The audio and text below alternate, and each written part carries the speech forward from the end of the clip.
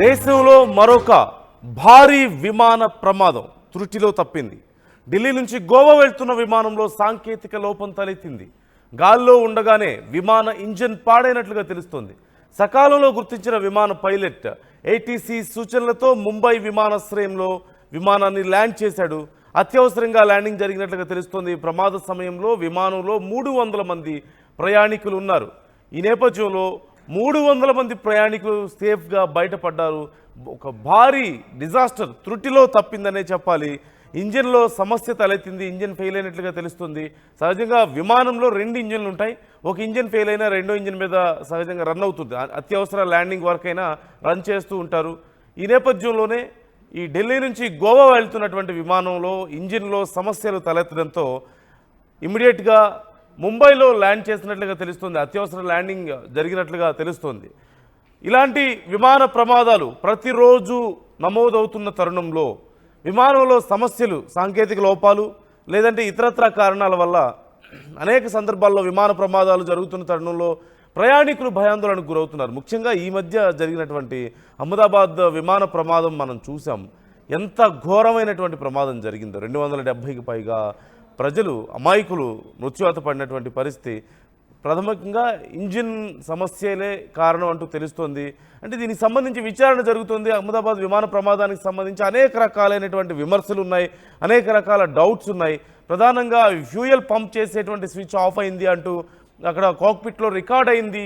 ఒక పైలట్ ఇంకో పైలట్ని అడిగితే లేదు నేను ఆఫ్ చేయలేదు అని చెప్పి ఆ పైలట్ చెప్పాడని. ఈలోపు ఫ్యూయల్ పంపింగ్ ఆగిపోవడం వల్ల ఇంజిన్కి ఒక్కసారిగా విమానం ఆ శక్తిని కోల్పోయి, ఎగిరిపోయే శక్తిని కోల్పోయి ఒక్కసారిగా కూలిపోయిన పరిస్థితి మనం చూసాం.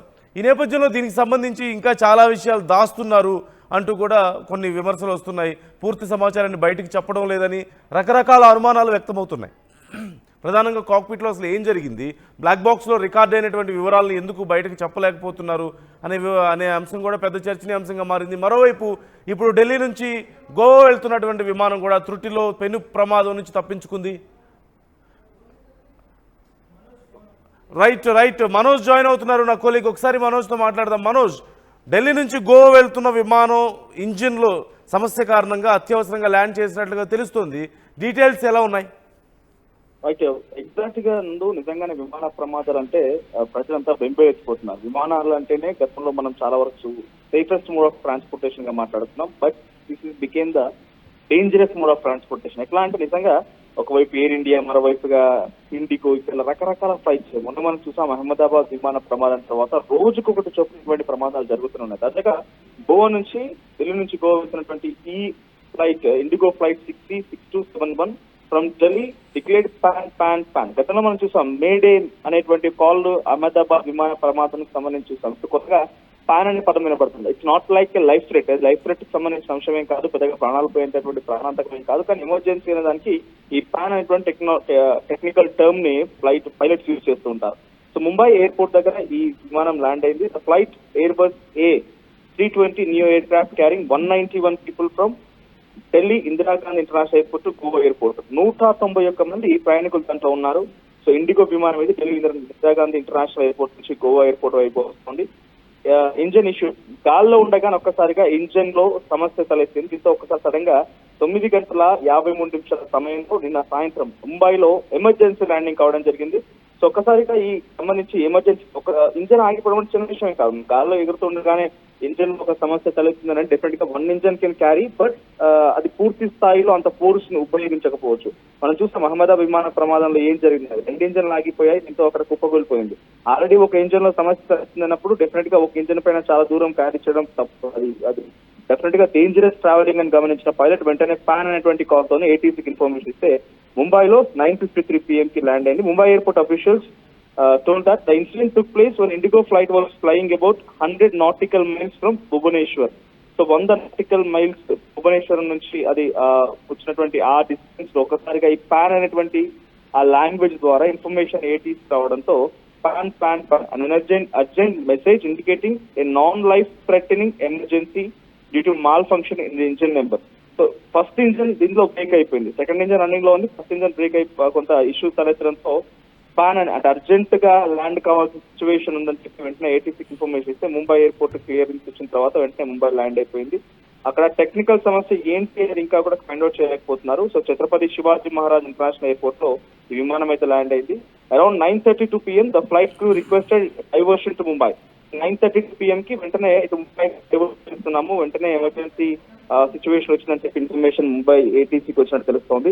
It was then that as per the SOP and ambulance as well 5 traders were on the standby. వెంటనే ఆ ప్యాన్ అనే కాల్ రావడంతో అంత అలర్ట్ అయిపోయారు. అక్కడికి ఫైర్ ఇంజన్ చేరుకున్నాయి, అంబులెన్స్ చేరుకున్నాయి, అంత అలర్ట్ అయిపోయారు. అంతలోనే ఎగ్జాక్ట్ 20 minutes లో 9:53 కల్లా అది సేఫ్ గా ముంబై ఎయిర్పోర్ట్ లో ల్యాండ్ అయినట్టు తెలుస్తోంది.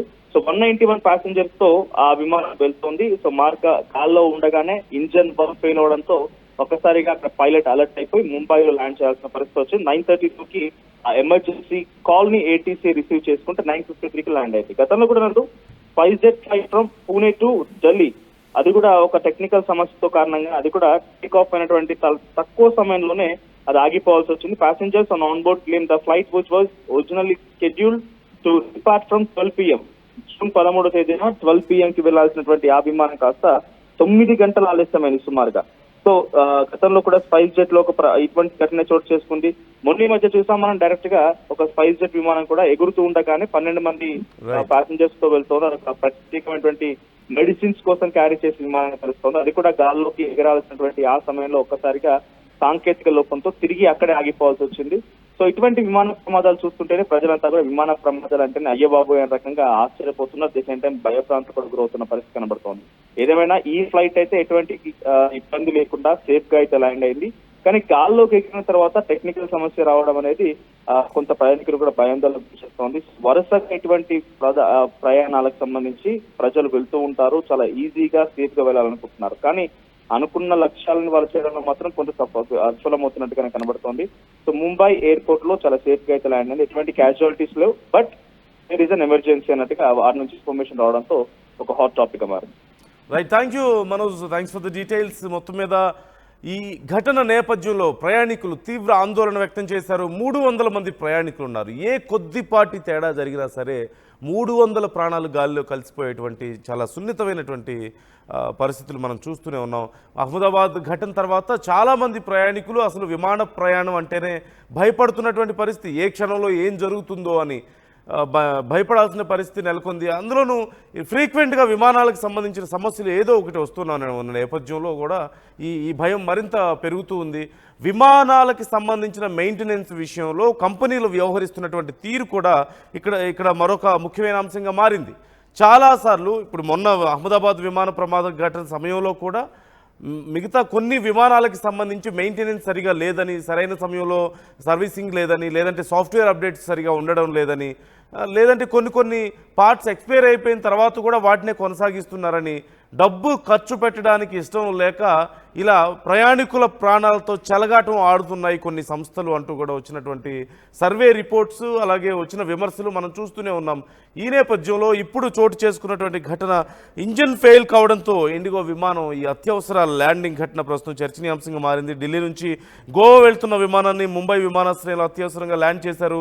అహ్మదాబాద్ విమాన ప్రమాదం తర్వాత ఇక అందరూ చాలా వరకు కూడా ప్రయాణికులు భయాందోళన వ్యక్తం చేస్తున్నారు. విమాన ప్రయాణాలు అంటేనే బుధవారం రాత్రి 8 గంటల సమయంలో ఈ ఘటన చోటు చేసుకున్నట్లుగా తెలుస్తుంది. మరోవైపు ఢిల్లీ నుంచి పాట్నాకు వెళ్తున్న మరో ఇండిగో విమానం కూడా ల్యాండింగ్ సమస్యను ఎదుర్కొన్నట్లుగా తెలుస్తుంది. రన్వే మీద ల్యాండ్ చేస్తున్న సమయంలో రన్వే లెంత్ సరిపోకపోవడంతో ప్రధానంగా మనం చూస్తున్నాం ఢిల్లీ నుంచి పాట్నాకు వెళ్తున్నటువంటి ఇండిగో విమానం